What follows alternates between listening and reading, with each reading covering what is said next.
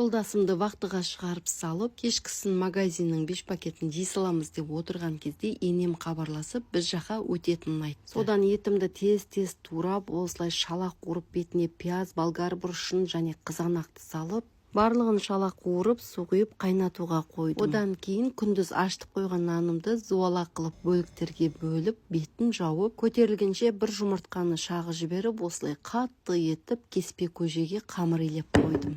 Сорпасы қайнағасын, астын баяу қойып, зуалаларым дайын болғасын, осылай кесіп, әдемілеп бауырсақ пісіріп алдым. Бауырсақ пісіп, дайын болғаннан кейін көтеріліп тұрған нандарымды алып, төңкермен нан жасап, оны да жауып алдым. Бүгін міне енем келмегенде дүкеннің құнан қойдың сорпасынан жасалған 5 пакетті ішіп отырар ма едік. Құдай өзі одан да сақтап қалды.